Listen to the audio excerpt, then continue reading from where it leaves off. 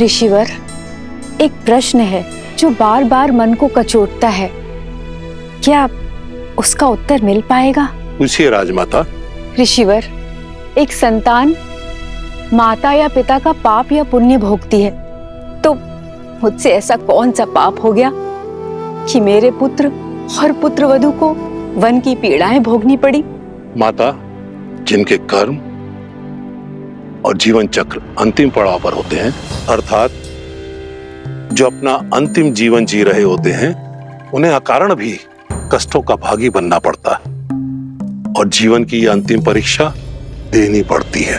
अर्थात मेरे पुत्रों के पुत्रों को भी ये असहनीय कष्ट भोगने पड़ेंगे?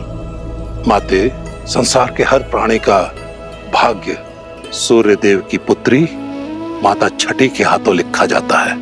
इसलिए नवजात शिशु की कुंडली 6 दिवस के बाद बनाई जाती है। आप तो साक्षात सूर्य देव के वंशज हैं, सूर्यवंशी हैं। यदि आपकी पुत्र वधुएं आपके पूर्वज सूर्य और उनकी पुत्री छठी माता की आराधना करें, तो भविष्य में उनकी होने वाली संतानों के भाग्य में सुख और समृद्धि आना अटल है। छठी माता की कृपा से शीघ्र ही इस राजमहल में पालना भी बंधेगा और किलकारियां भी गूंजेंगी।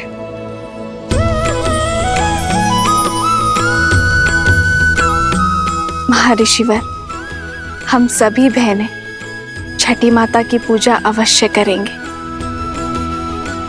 ऋषिवर, इस मन में मैं संदेह लेके आई थी, उस मन में आस भरने के लिए बहुत बहुत धन्यवाद।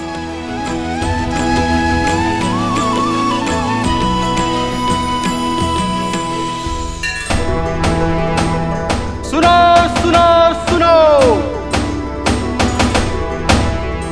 2 दिन के बाद हमारे श्री राम का राज्याभिषेक शुभ घड़ी में होने वाला है। सारी प्रजा को निमंत्रण है कि इस पावन अवसर पर उपस्थित रहे। सुनो सुनो सुनो। पूरा नगर पलके बिछाए आपका इंतजार कर रहा है। सभी के मुख पर आपका इनाम, आप ही के द्वारा स्थापित होने वाले सुराज्य की बात है। और महर्षि मुग्दल ने भी तो यही कहा कि इस समस्त राष्ट्र में सुराज्य आप ही स्थापित करेंगे। किंतु ये सुराज्य है क्या? माना कि वानर हूं, लेकिन किष्किंधा का राजा भी तो हूं। कल उठ के ये सारा भार अंगद को ही तो संभालना है मेरे बाद। जानना चाहता कि सुराज्य है क्या? अर्थ बताइए प्रभु। हाँ प्रभु, अर्थ बताइए। जय श्री राम, जय श्री राम।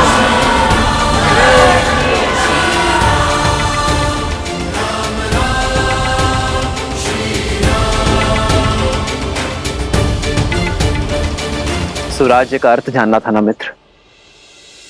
सुख, समृद्धि, रक्षण और न्याय, ये सुराज्य के लिए आवश्यक है।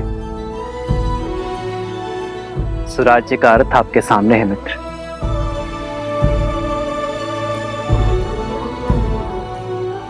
प्रजा के मुख पर जब खुशी हो, क्या वही स्वराज्य कहलाता है? जब राजा को देख प्रजा के मुख पर प्रसन्नता हो, वो सामान्य राज्य है। प्रजा के चेहरे पर जो स्मित है, वो एक सुखद बदलाव और समृद्ध भविष्य की अपेक्षा है। प्रजा को आशा होती है कि राजा उनके दुख सुनेगा, उनकी पीड़ा हरेगा। पर सुराज्य वो जब प्रजा को देख राजा के मुख पर प्रसन्नता हो, राजा को संतुष्टि हो कि वो अपनी प्रजा की अपेक्षाओं को पूर्ण कर पाया है। जब राजा को यह विश्वास हो कि वो अपनी प्रजा के जीवन में बदलाव लाने में सक्षम है, वो है सुराज्य। प्रजा को देख एक राजा तब मुस्कुराता है जब वो जानता है कि ना राजा के मन में कोई प्रश्न है, ना ग्लानि है, ना पीड़ा है, और ना ही उसके प्रजा के मन में। आज मेरी प्रजा के मुख पर स्मित है। मैं अपनी प्रजा की अपेक्षाओं को पूर्ण कर सुराज्य को अवध में लाना चाहता हूं मित्र। और जब यह क्षण आएगा तब मेरे मुख पर स्मित होगा। आओ मित्र। जय श्री राम, जय श्री राम, श्री राम, श्री राम, जय श्री राम, श्री राम, श्री राम, राजा राम, श्री राम।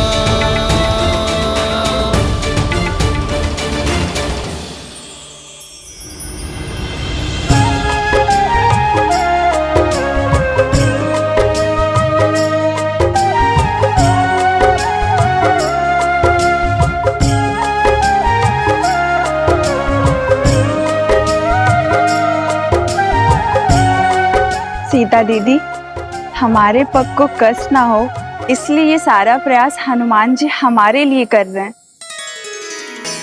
किंतु हमें ये सब भा नहीं रहा। हनुमान केवल हमारे लिए नहीं कर रहा है श्रुत कीर्ति, हमारे पीछे हमारी प्रजा की स्त्रियां भी हैं। उन्हें कष्ट ना हो ये उसका उद्देश्य है। हाँ दीदी, पर ये सब केवल हमारे कारण ही हो रहा है ना? हाँ, ये आरंभ है और इसे रोज का नियम बनाना होगा। प्रातः की शुरुआत कहीं ना कहीं से तो होगी ना। स्वच्छता केवल धूल कंकड़ का निवारण नहीं करती, एक स्वस्थ जीवन की नींव भी रखती है। जब राज्य के लोग स्वस्थ होंगे तो हमारा राज्य भी स्वस्थ होगा।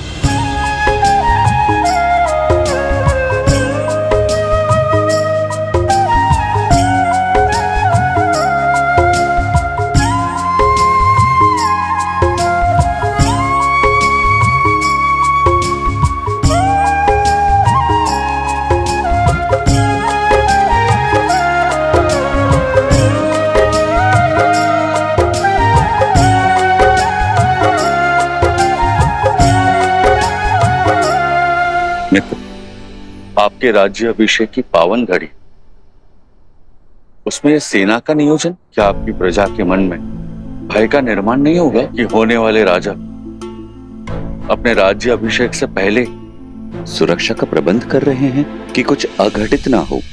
प्रजा और राज्य का रक्षण एक राजा का प्रथम कर्तव्य होता है मित्र।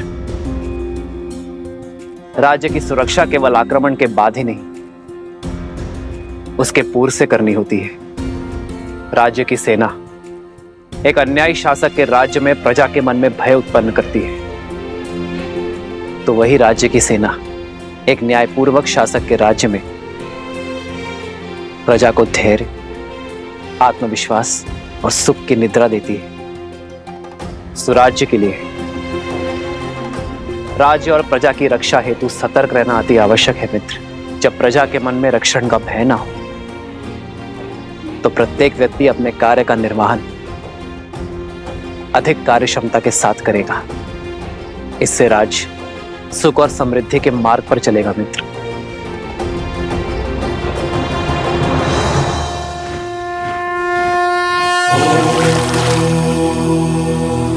शांति शांति शांति।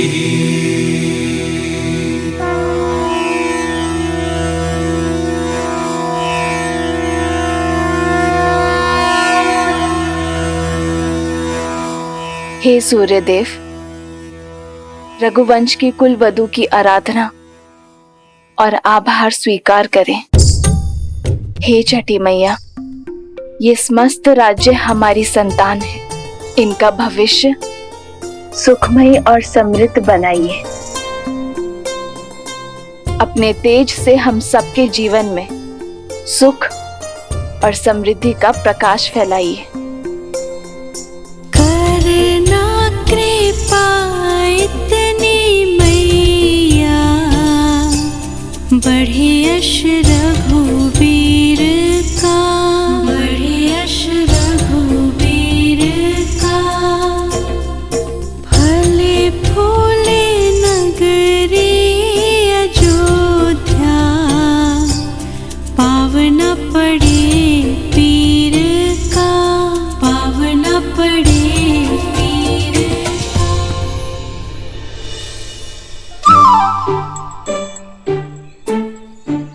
है ये उद्दंडी? कहां छुपे हो? बाहर निकलो।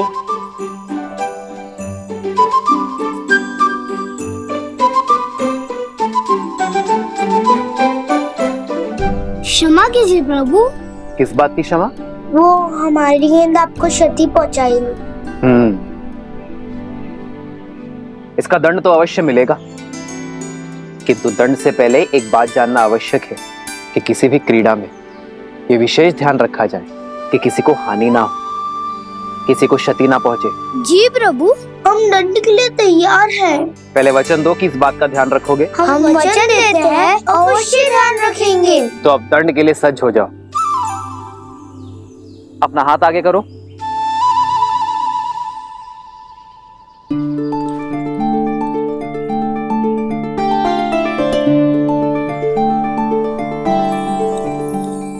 ये हमारे लिए। हाँ, तुम्हारी प्रामाणिकता के लिए। तुम दोनों छुपकर भाग भी सकते थे,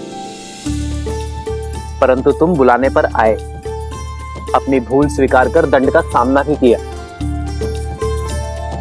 यही प्रामाणिकता जीवन भर बनाए रखना। चलो अब एक और खेल खेलते हैं। ये देखते हैं कि तुम सब में सबसे वेग से कौन दौड़ता है। भागो।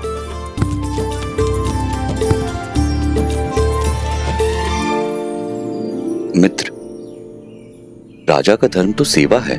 आपने जो इनको ये धन दिया, ये ना लगे कि आप अपने धन का प्रदर्शन कर रहे हैं। जब राजा अपने स्वर्ण और रत्न का प्रदर्शन करता है, तब प्रजा का राज्य के प्रति शक्ति और सामर्थ्य बढ़ता है। मित्र, एक राजा के लिए रत्न प्रदर्शन जितना आवश्यक है, उतना ही घातक धन का मोह है।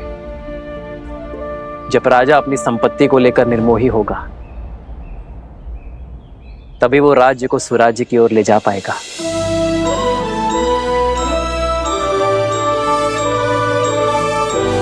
राजा की संपत्ति पर प्रजा का गर्व और राजा के लिए भार हो, यही स्वराज्य का सार है। जब राजा अपनी संपत्ति पर गर्व ना करे और उसे अपने कार्यों में प्रयोग करे, तभी राज्य सही अर्थ में स्वराज्य होता है। अति सुंदर।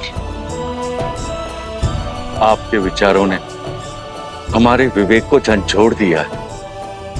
आपके ही मार्गदर्शन से अब से किष्किंधा में भी सुराज्य होगा, राम राज्य का परचम लहराएगा। जय श्री राम।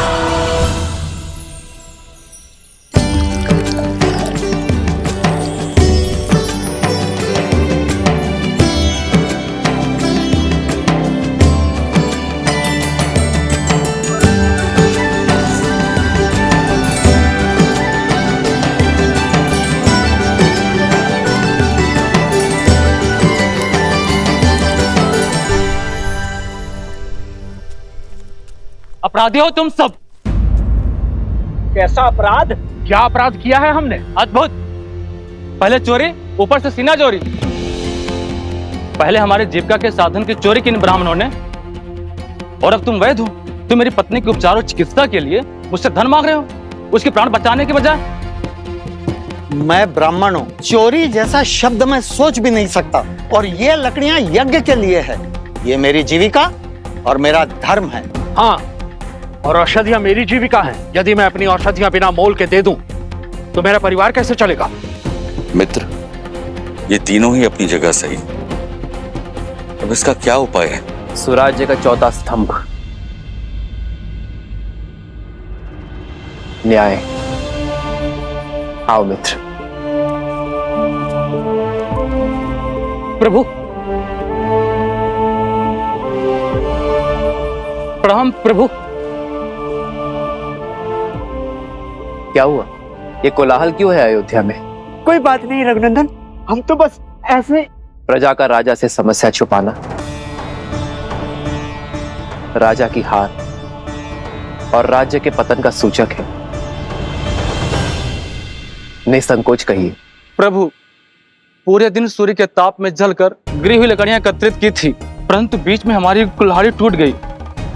हमने लकड़ियां सूखने के लिए छोड़ दी थी। सोचा इन्हें बेचकर पुनः अपना कार्य प्रारंभ करेंगे, किंतु इन ब्राह्मणों ने हमारी लकड़ियों का उपयोग यज्ञ में कर लिया प्रभु। प्रभु, शास्त्रों के अनुसार स्वयं गिरी हुई लकड़ियों का उपयोग केवल यज्ञ में ही किया जाता है। अब आप ही बताइए, शास्त्र नीति का पालन करके हमने क्या अपराध किया है, पाप किया है?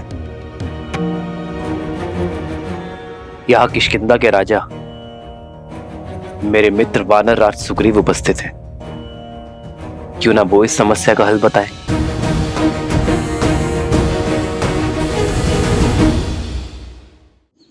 वही सत्य, इन ब्राह्मणों का कोई दोष नहीं। ना आप असत्य कह रहे हैं, ना आपने कोई अपराध किया है, ना हमारे वैद्यराज का कहना गलत है। प्रभु, अगर कोई गलत नहीं है तो ये कलेश क्यों? इसका समाधान क्या है प्रभु? शास्त्रों के अनुसार यज्ञ में स्वयं गिरी लकड़ियों का ही उपयोग करने का निर्देश है, इसलिए ब्राह्मण निर्दोष है। किंतु ब्राह्मणों के लिए न्याय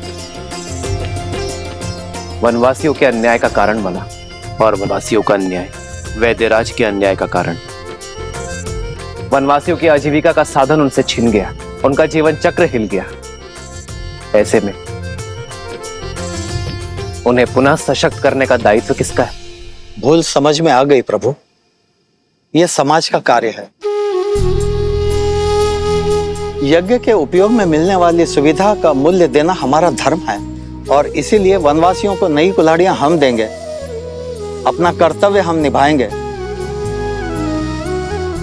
प्रभु, हमारे न्याय का आधार धर्म हो चला था, इसीलिए हम भटक गए थे, जबकि हमारे धर्म का आधार न्याय होना चाहिए। मित्र, आज ये घटना आपके समक्ष हुई, इसीलिए ये न्याय हुआ, परंतु तुम्हारी अनुपस्थिति में ये हुआ तो क्या करोगे? जिन्हें आवश्यकता है पहले उनकी सहायता करेंगे मित्र। आप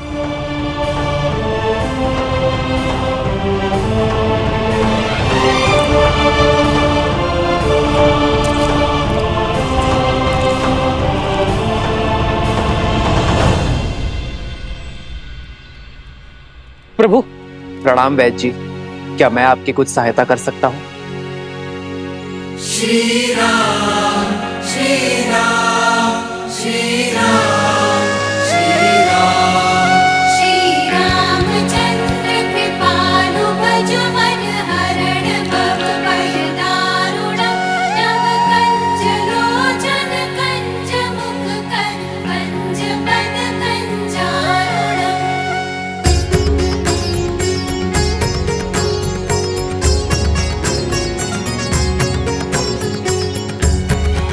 मृत्यु अवश्य ही परमात्मा के हाथ में है, किंतु जब किसी की मृत्यु को अंतिम क्षण तक टालने के लिए पूरा परिवार, अपितु पूरा समाज जुट जाए,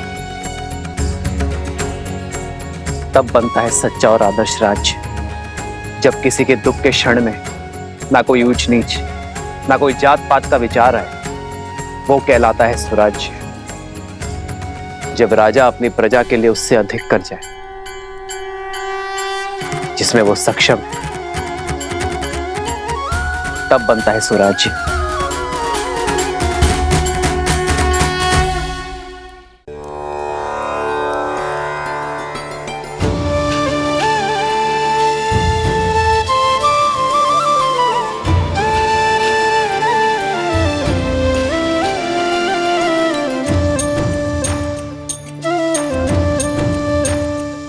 नहाए खाए के अर्थात स्नान और भोग के साथ छठ पर्व का पहला दिन प्रारंभ होता है।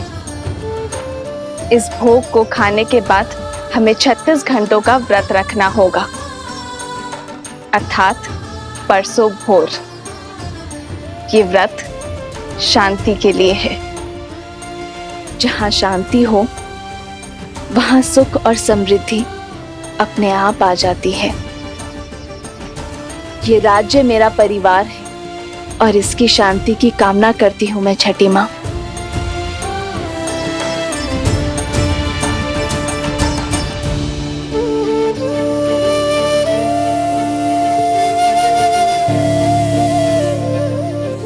वहां प्रभु श्री राम और यहाँ माता सीता संसार को जीवन जीने का पाठ सिखा रहे हैं।